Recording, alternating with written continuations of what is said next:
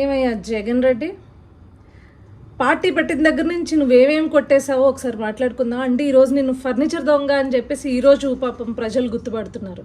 కాదు నువ్వు ఫస్ట్ నుంచి అన్నీ కొట్టేస్తూనే ఉన్నావు. దాని తాలూకా నువ్వు జైలు శిక్ష కూడా అనుభవించావు.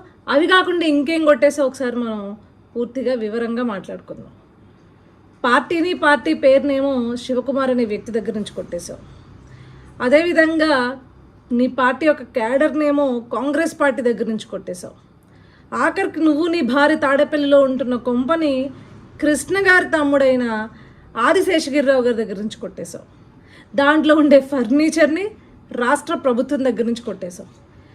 ఏ ప్రజానాయకుడైనా ప్రజల కోసం పనిచేస్తాడు, కానీ అదేంటో నీ యొక్క విలాసాలకి, నీ భార్య యొక్క విలాసాలకి రాష్ట్ర ఖజానా నుంచి ఖర్చు పెట్టి దండుకున్నావు.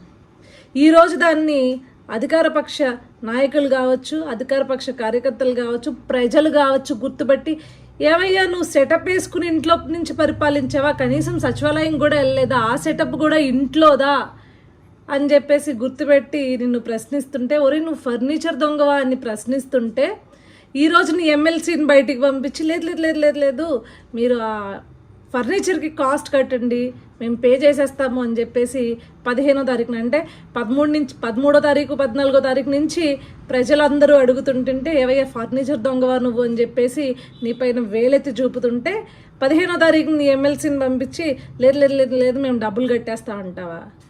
సిగ్గుండాలి. ఫస్ట్ నుంచి ఎవరిదోకూడదు ఏదో ఒకటి దొబ్బేస్తూనే బతుకుతున్నావు కదా జగన్ రెడ్డి.